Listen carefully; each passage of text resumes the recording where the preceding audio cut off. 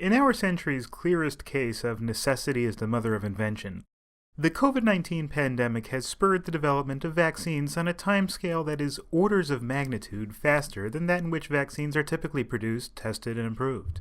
Spurred by enormous outpourings of national treasure and effort, companies Pfizer and Moderna secured emergency use authorization for their COVID vaccines less than 1 year after the first COVID case was diagnosed on U.S. soil. Vaccines produced by other companies, including Johnson & Johnson, Novavax, and AstraZeneca, may also be in line for FDA consideration. While vaccines certainly protect the individual, for society to control, contain, or even eliminate the SARS-CoV-2 virus that causes COVID-19, a large percentage of the public will need to develop immunity to the disease, either through illness or vaccination. Scientists still debate the percentage of people who need to be immune for COVID to be contained, with estimates ranging from 60 to 85% depending on whom and when you ask. It is axiomatic, however, that the more people you vaccinate, the closer you come to containing the epidemic. To have the best chance of establishing this population-level immunity, and to protect the health and healthcare resources of the United States, the incentive is intense for government to convince members of the public to accept vaccination.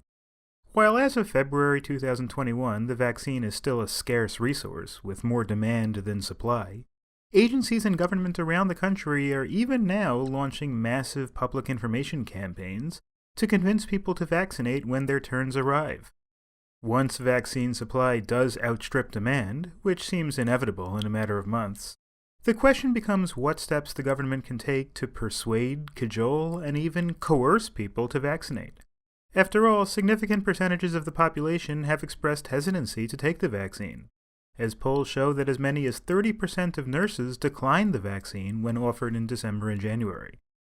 This threshold question needs to be treated separately on the federal and state levels. Let's start with the states. Surprisingly, the authoritative word on the question comes from a case more than 115 years old, Jacobson versus Massachusetts. There, the Supreme Court upheld the authority of Massachusetts to enact a compulsory vaccination law. The state could require and enforce the inoculation of all adults with the smallpox vaccine. Discussions of the Jacobson case were featured in 2 other COVID-related cases over the past several months, both cases discussing the constitutionality of state limitations on religious services on COVID-related restrictions. The cases were the dissenting opinion in Calvary Chapel Dayton Valley versus Sisolak in July, and Roman Catholic Diocese versus Cuomo in November. Both opinions distinguished forced vaccination from the question of COVID-based restrictions on worship, but neither denied the validity of state-mandated vaccination programs under Jacobson. The court framed the vaccination issue as one of personal privacy, a right inferred in the Constitution in a long line of cases starting with Griswold versus Connecticut in 1965. Bodily integrity is included in privacy. Nonetheless, government may restrict even a fundamental right when such is necessary to achieve a compelling government interest, and government's interest in public health is certainly compelling. A telling passage from the Cuomo case implies a limitation, though, on the power to invade bodily integrity in this manner. In distinguishing Jacobson from other COVID restrictions, the court observed that the penalty for failing to get a vaccination in Jacobson was only a $5 fine, about $140 today, and that exemptions were available. Thus, it's unclear whether the court would sanction a harsher penalty or a more sweeping vaccine mandate. Still, from the failure of the court to overrule or even criticize the Jacobson case, we can probably safely assume that states are empowered to at least nominally force vaccinations, possibly on pain of a moderate fine for those who refuse, and with reasonable exemptions made available. The next question becomes whether the federal government can enforce a nationwide vaccine mandate. This is a critical question, because many state officials have already indicated fierce reluctance to impose vaccine mandates. Even if some states passed vaccine mandates, many others would undoubtedly balk. Vaccine mandates that are geographically limited are not as likely to have the desired effect of achieving the needed population-level immunity. Unlike the states, the federal government has no general police power. Its power to legislate people's day-to-day activities comes largely from its power to regulate interstate commerce. federal employment laws, food and drug laws, regulation of air, train, and road travel, and communications regulations come from this commerce power. It seems unlikely that Congress's commerce power would allow it to mandate vaccines on a nationwide level. While the commerce power has been applied to uphold federal criminal laws against racketeering and loan sharking, anti-drug laws, and regulation of the healthcare industry, the Supreme Court has not allowed Congress to regulate non-economic activity, or to require people to participate in commerce.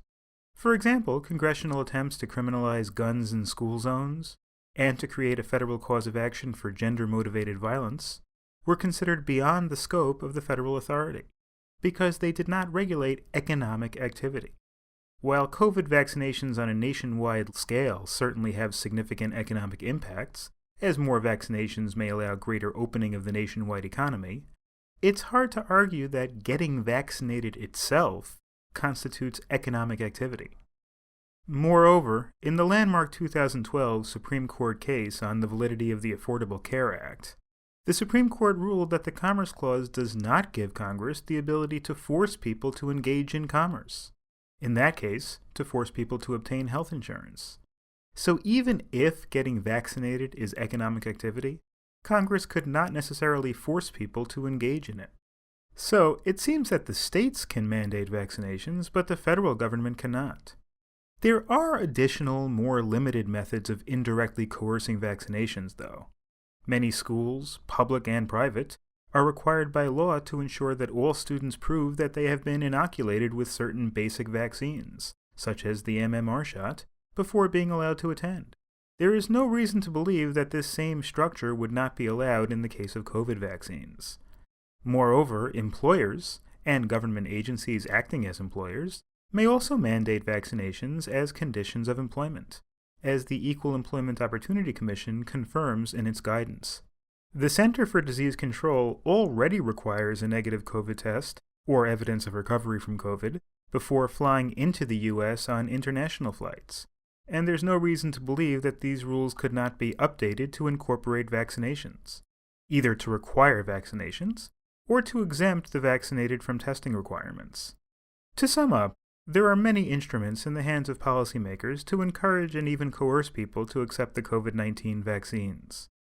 However, the one overarching solution that would be most likely to achieve the goal of population immunity, a nationwide federally enforced vaccine mandate, is likely beyond the scope of federal power. But we will continue to monitor the legal analysis of this important constitutional issue as it evolves.